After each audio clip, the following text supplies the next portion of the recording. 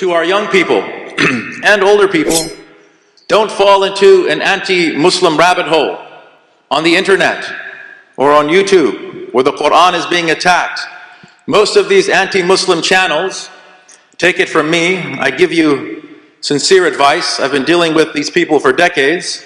Most of these anti-Muslim channels are run by a bunch of charlatans who take advantage of the average Muslim's ignorance of certain particular issues. They want us to chase these red herrings and thus cause us to doubt the strength of our overall established narrative. Sometimes Muslim scholars have to listen to this garbage in order to formulate refutations if they feel that it's necessary. But the average lay Muslim should not even click on these videos. Just ignore the algorithm. Imam al-Ghazali, he said that just listening to a zindiq or a mubtadi', just listening to a heretic or an innovator is a breach of the right, a breach of the haqq of the ear. It is impermissible for your ear to hear such things, let alone listening to some vile kafir or mustahzi, some mocker who hates Islam because the truth of Islam destroys his own false theology, or the ethical positions of Islam denounce his own degenerate lifestyle. This is really at the root of their hatred. Many Christian apologists and polemicists who attack the Quran, much of their vitriol is due to the fact that they recognize the truth of our narrative when it comes to the Quran. So they're filled with envy and frustration because their narrative has been utterly deconstructed by secular academics and historians. This is called the guilt complex. They accuse our narrative of falsehood and attack our scripture because they know that their own narrative in scripture is in utter shambles. How do we know this? We read the Quran. The ayat of the Quran are so perfect, are so succinct. It's all in the Quran.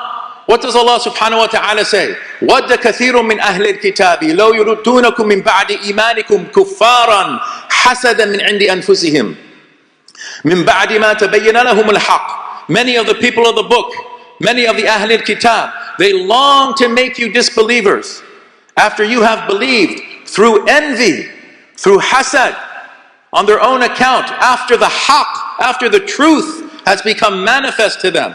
فَاعْفُوا وَاسْفَحُوا حَتَّى يَأْتِيَ اللَّهُ بِأَمْرِهِ إِنَّ اللَّهَ عَلَى كُلِّ شَيْءٍ قَدِيرٌ. Forgive and pardon until Allah subhanahu wa ta'ala brings His command. Indeed, Allah subhanahu wa ta'ala is over everything powerful. And then Allah subhanahu wa ta'ala says, essentially, get to work. وَأَقِيمُوا الصَّلَاةَ وَآتُوا الزَّكَاةَ وَمَا تُقَدِّمُوا لِأَنفُسِكُم مِّنْ خَيْرٍ تَجِدُوهُ عِندَ اللَّهِ إِنَّ اللَّهَ بِمَا تَعْمَلُونَ بَصِيرٌ. So establish the prayer and pay the charity. And whatever good you send before you for your souls, you will find it with Allah subhanahu wa ta'ala. Indeed, Allah is, concerning what you do, all-seeing. وَقَالُوا لَيَدْخُلَ الْجَنَّةِ إِلَّا مَنْ كَانَ هُودًا أَوْ نَصَارًا تِلْكَ أَمَانِيُّهُمْ قُلْ هَاتُوا بُرْهَانَكُمْ إِن كُنتُمْ صَادِقِينَ بَلَى مَنْ أَسْلَمَ وَجْهَهُ لِلَّهِ وَهُوَ مُحْسِنٌ بَلَى مَنْ أَسْلَمَ وَجْهَهُ لِلَّهِ وَهُوَ مُحْسِنٌ فَلَهُ أَجْرُهُ عِنْدَ رَبِّهِ وَلَا خَوْفٌ عَلَيْهِمْ وَلَا هُمْ يَحْزَنُونَ. And they say none will enter paradise unless he be a Jew or a Christian. These are their vain delusions. Say, bring your proof if you are truthful.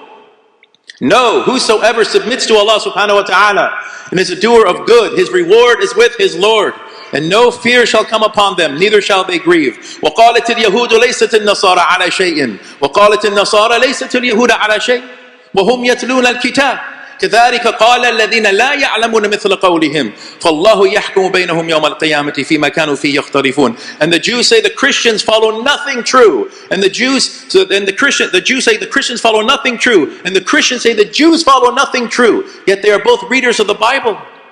Like this speak those who don't know anything. Allah subhanahu wa ta'ala will judge between them on the day of resurrection concerning what they differed about. Sadaq Allah. This is perfect. Subhanallah. The Jews say that God is absolutely one. The Christians say that He's three in one, there's a Trinity. The Jews say that God is not a man. The Christians say God became a man who died for our sins. A'udhu billah. The Jews say that repentance is all you need to be right with God again. The Christians say reconciliation is through blood sacrifice and vicarious atonement. The Jews say that every single commandment of the Old Testament is still binding. The Christians say the vast majority of the commandments are abrogated. وَهُمْ يَتْلُونَ الْكِتَابِ. And they're both reading the same exact book. Look at the chaos. Not only this, the Quran says, and modern textual criticism has confirmed that the Bible, Old and New Testaments, have suffered a degree of textual and exegetical corruption. Tahrifun nas, tahriful ma'ani. There's no doubt about this. I can give you example heaped upon example, but this is not the occasion. But this is the state of their text. Yet because of a guilt complex, they attack the Quran.